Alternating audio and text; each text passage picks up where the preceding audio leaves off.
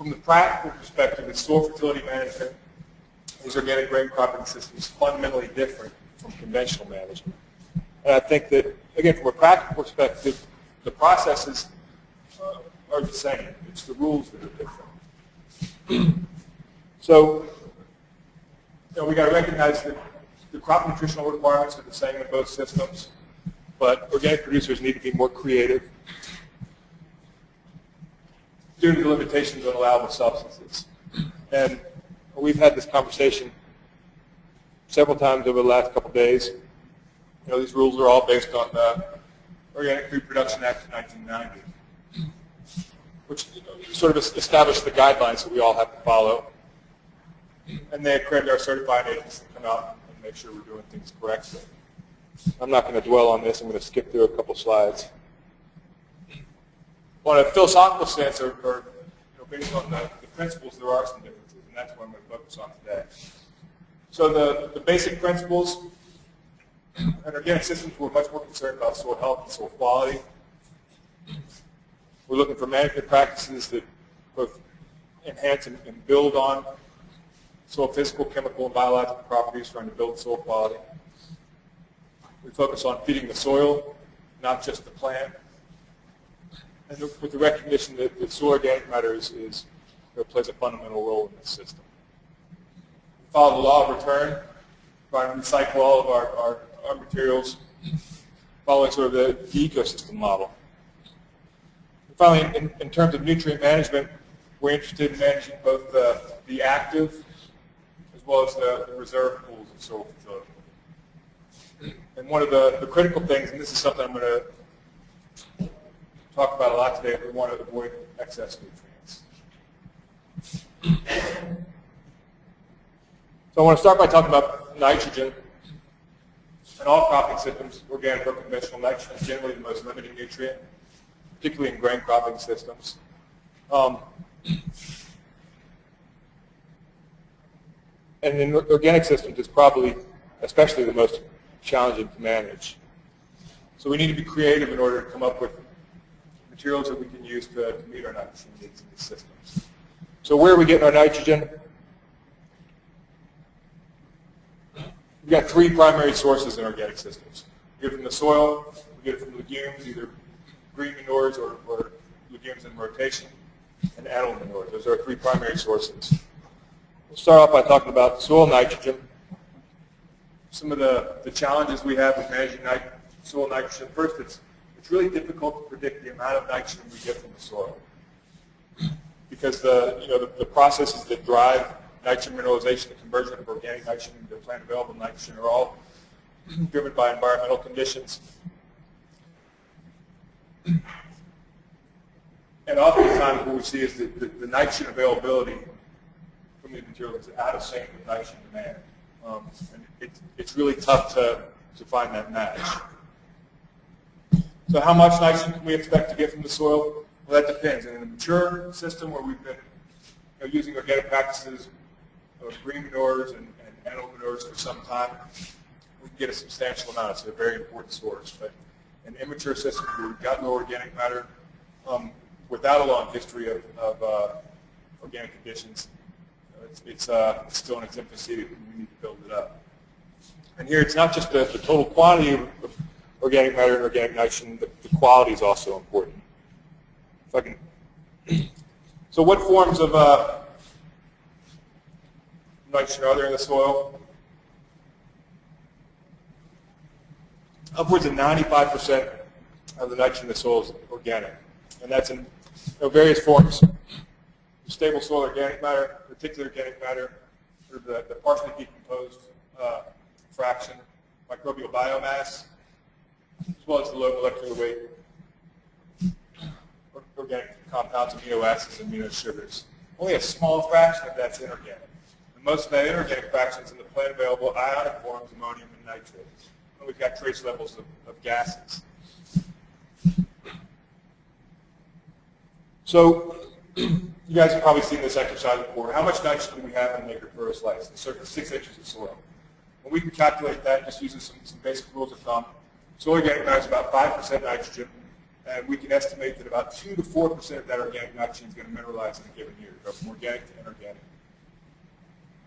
So if we do just a quick calculation, if we take a soil with 3% organic matter and surface 6 inches of soil, we take this rule of thumb that the acre for a slice, surface 6 inches, weighs about 2 million pounds. Multiply that by 3%, that's 60,000 pounds of soil organic matter. 5% of that, 3,000 pounds, about 1,000 pounds of total nitrogen for 1% of soil organic matter. Now, if we want to know how much inorganic nitrogen or plant available nitrogen we'll get from that in a given year, if we take that lower mineralization coefficient of 2%, we get around 60 pounds of plant available and a pretty substantial amount, and it can be higher. So, what's this mean in organic systems?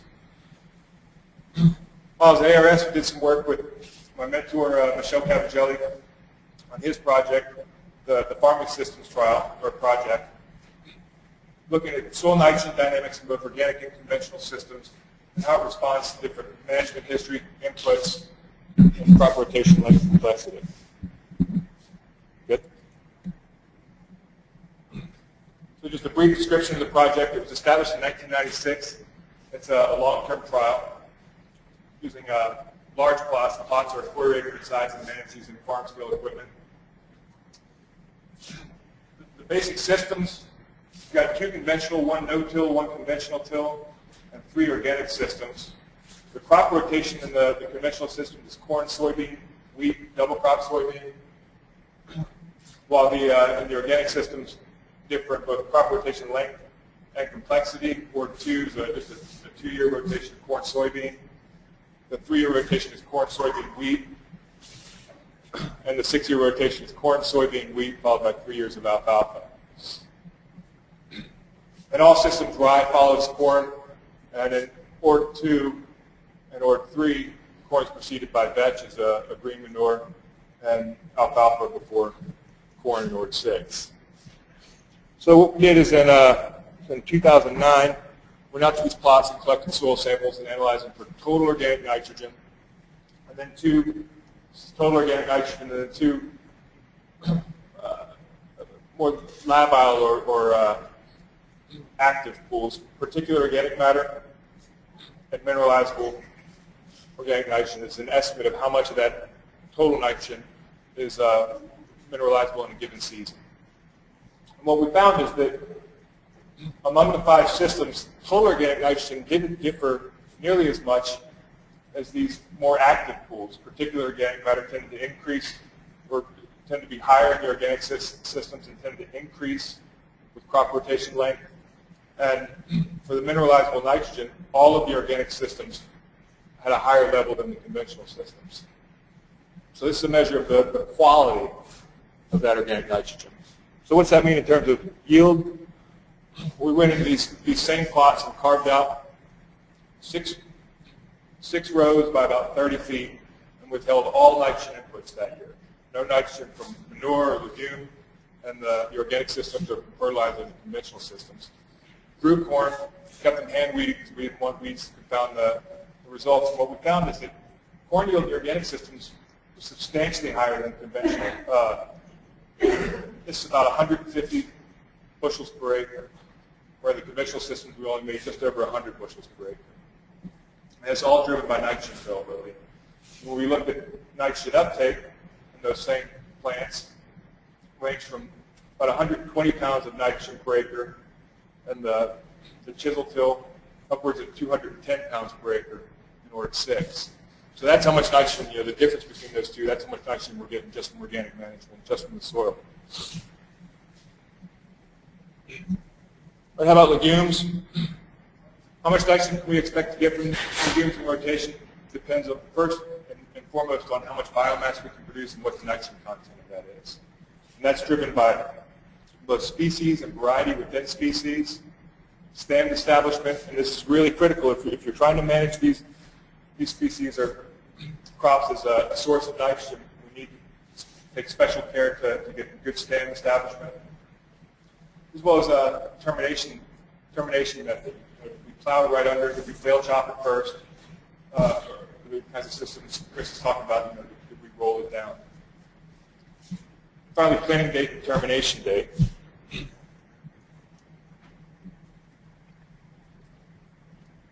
So this comes from some work done in, also in Beltsville by Andy Clark in the mid-90s. They looked at the effective kill date on hairy vetch biomass accumulation and nitrogen content. This is the average of 2 years of work. What they looked at is the biomass and in content in mid-April, 1st of May, and then mid-May. What they found is during this period, dry matter accumulation was at a rate of about 50 pounds per acre per day, and total nitrogen content was about 1.5 pounds per acre per day. So, when you look over this period, we can build up a lot of available nitrogen. Of course, the problem with that is we're also delaying corn planting, and you've got to find the balance. If we want to really maximize the amount of nitrogen we get from our legumes because we're limited on the amount of poultry litter or manure that we can apply, maybe it's worth postponing planting a little bit. If we can get all of our nitrogen from manure, we're not limited by the amount we can apply. Killing it a little bit earlier might make sense. So another thing to look at is not just how much we can get, but also what's it cost us. So I summarized this table really quick, and for 3 of the legume cover crops that are used most commonly in the region, we look at book values for dry matter accumulation. This is just a summation of several publications. For hairy vetch, it yields a little bit more, about 5,000 pounds per acre. Austrian winter peas, about 4,000 pounds per acre, a little bit less, or a little bit more for crimson clover, about 4,500 pounds per acre. When we look at the nitrogen content, 3.8 on average for hairy vetch and Austrian winter peas, a little bit lower for crimson clover, about 2.8. But we want to estimate how much nitrogen we can get out of that.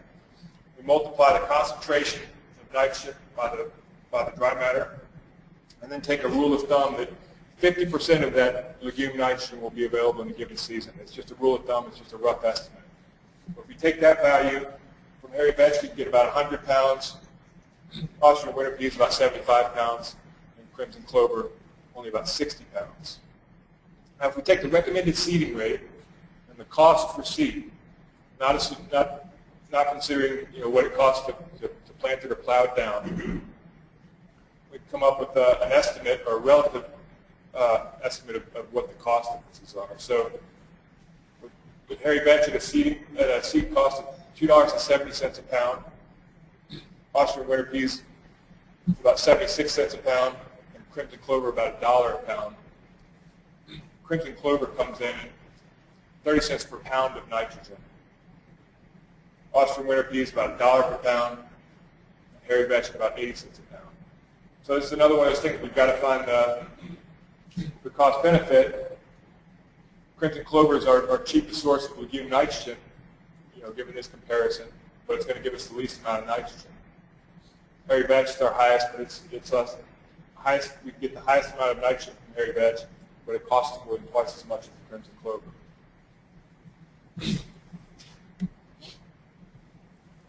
So how about manure use in these systems? Some important considerations. I think the most important is we've got to recognize that the nutrient density of these materials is extremely inconsistent. So it's important to test. I'll show you some data to support that statement. Placement's important, particularly when we're thinking about ammonia volatilization. We're trying to get it incorporated as quickly as possible. Again, synchrony between nitrogen release or availability and demand of the crop is the challenge. Cost and local availability, where you don't want to have to ship these things very far. The nutrient density is really low, and it can get pretty costly when you start having to move it far. And finally, nutrient management issues, particularly with excessive phosphorus. We'll start by looking at issues with nutrient content.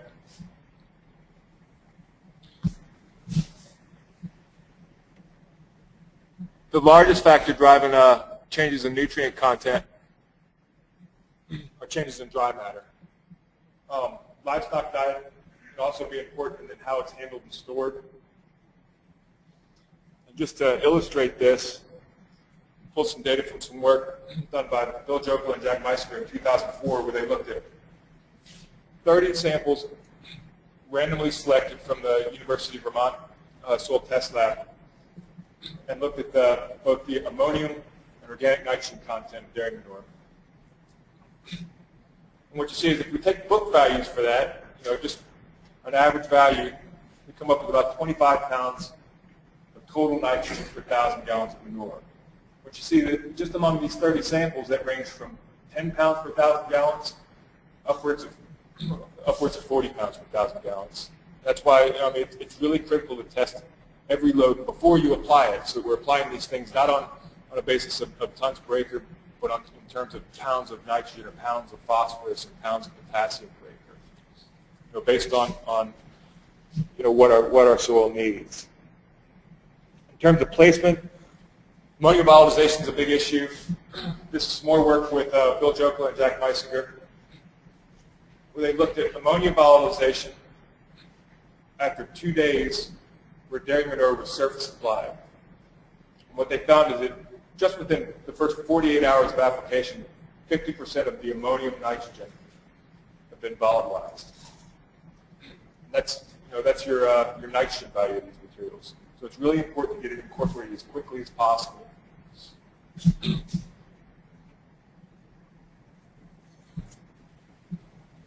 So this is from some more work I did while I was in Beltsville, looking at 4 locally available organic materials for organic production. We looked at poultry litter, pelletized poultry litter, feather meal, and then this pelletized poultry litter feather meal blend. What we want to look at is how do these things compare in plant available nitrogen, their phosphorus content, and their cost in terms of dollars per pound of plant available land. So we did the field work and the lab work to determine what the plant available nitrogen content of each of these was. And it ranged from 40 pounds per ton for raw poultry litter, similar for the pelletized poultry litter. The feather meal, pretty high, 175 pounds of plant available nitrogen per ton, and intermediate for the blend. Phosphorus content, similar for both the poultry litter and pelletized poultry litter, about 50 pounds per ton. Negligible for the feather meal and intermediate for the blend. We look at cost per ton. Poultry litter is by far the least expensive source. Where feather meal at $450 a ton was pretty costly, and then the blend at $320 a ton, again intermediate. Now, when we look at the cost in terms of dollars per pound of plant available land, so you might expect poultry litter came in at the least expensive, 63 cents per pound, if you can get it for $25 a ton. These others, all in excess of $2.50 a pound. The blend, $3.60 a pound. I think I challenge any of you to profitably grow organic corn with $3.60 nitrogen. I'm not sure it can be done. The other thing we looked at is the ratio between plant available nitrogen to total phosphorus. Where this is critical is when we get into a situation where our soil test phosphorus is in the excessive range, and we've been told by our certifier and nutrient management planner that we've got to go to a phosphorus-based plan. We can only apply poultry litter organic amendments to the point where we're meeting crop demand for phosphorus. And if we just take, if we assume that we've got a phosphorus-based plan where we've got a yield potential of 150 bushels per acre, assume that 150 bushel corn crop is going to remove about 60 pounds of phosphorus, this is how much of that material we can apply. From that, we can get, from poultry litter, we can get about 50 pounds of available nitrogen. We can get, for the blend, we can essentially meet our nitrogen demands. But again, it comes back to, can we afford to do that? And that's something I think you need to take a really hard look at when you're deciding which of these materials to make use of.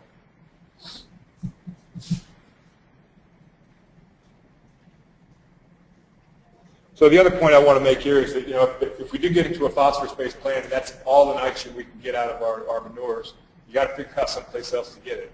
hopefully we've been at it long enough and we've built up soil organic matter, and we're going to be able to cycle a lot of that through the soil, but we're going to have to make up the rest with our legumes. And the only way to do that with legumes is to manage them intensively and really push that biomass.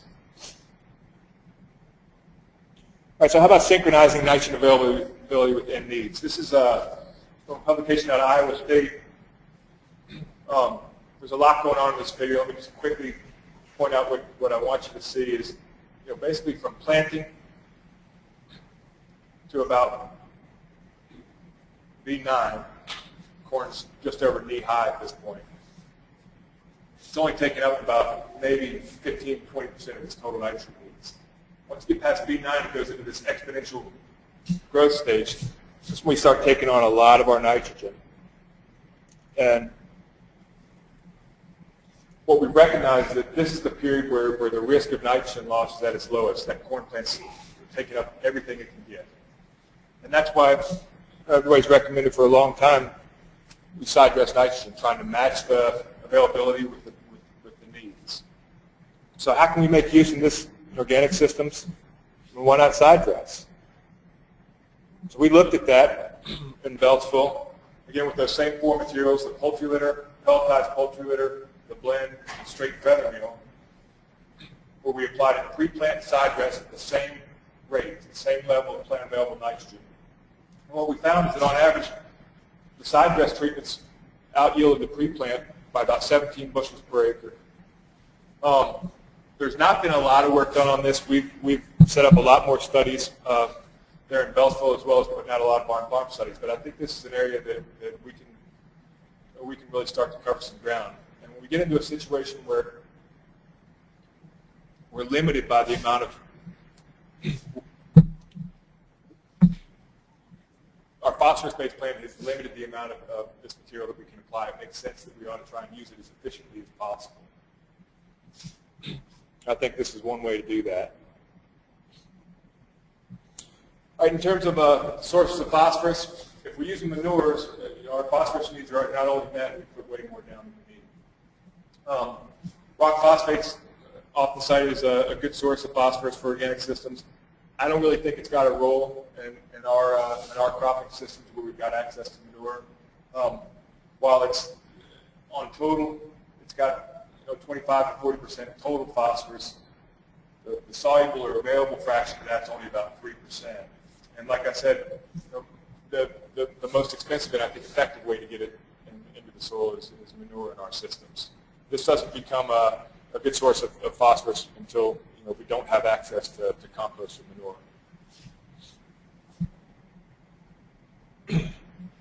And again, we're trying to manage this from when I think about phosphorus in organic systems, I think about managing the excesses more so than the need. And to illustrate that, this is some more data from the Farming Systems Project. We looked at soil test phosphorus the most recent season. And the conventional systems, we're well into the optimum range, but in the organic systems, we've gone into excessive in all of them. And this is pretty conservative management over the last 15 years. They've been trying really hard not to have high phosphorus, but still trying to push it and make sure we get enough nitrogen to bring to meet our yield goals for the corn. It's going to come up a little bit. So we've not hit the wall on this yet, but we're getting close. That's with all poultry litter? No, that's with the legumes and the poultry litter. Yeah, we're only putting the manure down. I'm now with the University of Massachusetts. They're only putting the poultry litter down at a rate, basically make up the difference between what the legume didn't make.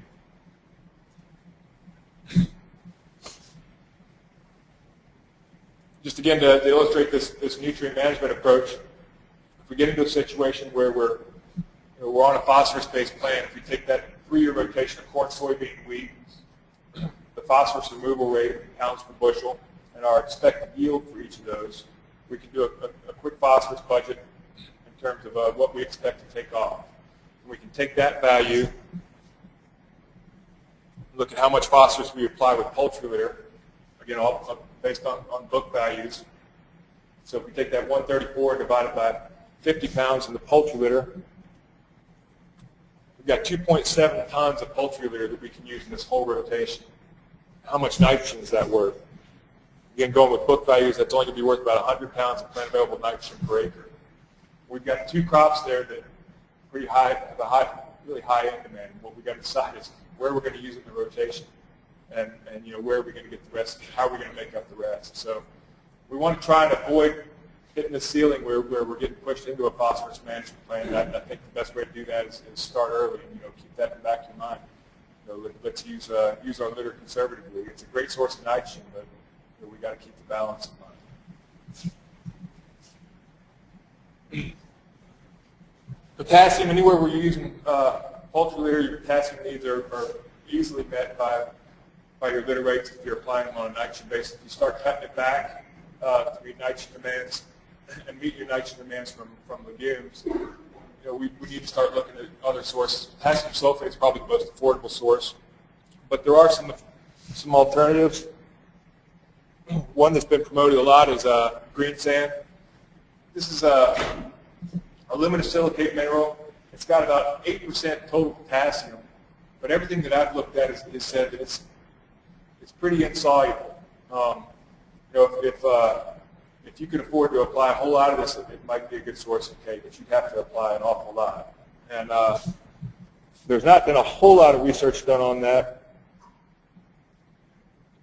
My mentor, Michelle Cavagelli, worked with an organic farmer in Maryland. It was 8 or 9 years ago, where they wanted to look at Greensand to see if this is a realistic option as a potassium source for alfalfa production. So they chose a field on the farm that had a pretty low soil test K level, and then applied Greensand at 0, 1/4, 1/2, 3/4, and 1 ton per acre. And then took 5 cuttings of that alfalfa for 3 years. Looked at soil test K, and it did increase a very modest amount, but it did increase, and that makes sense. We applied potassium there, and they did see a very small but significant increase in alfalfa yield, where over that 3-year period, alfalfa increased by each year 1/3 of a ton per acre per year per ton of Greensand. So 1 ton. A 1 ton yield response over 3 years. Now, when you start looking at how the economics of that work, Greensand, last time I checked, was going for about $400 a ton. If you can sell alfalfa for $400 a ton, I think this will work. But I've never seen anybody be able to do that. So you got to keep those kinds of things in mind. And that's what come with this is, we've got a lot of these alternative fertility sources, and I think that there's probably some value in the rock powders and emulsions and humates and seed meals, and I've worked with a lot of these materials, and there are definitely some benefits, but I think oftentimes they're way oversold. So I think you need to be careful and ask yourself, is it effective? And not just the direct effects, but also the indirect. And then the most important, if what your goal is to make money at this, is it economical? Both short-term and long-term, we're looking at this as a sustainable enterprise, and that's another really critical question we need to ask. I think that's my last slide.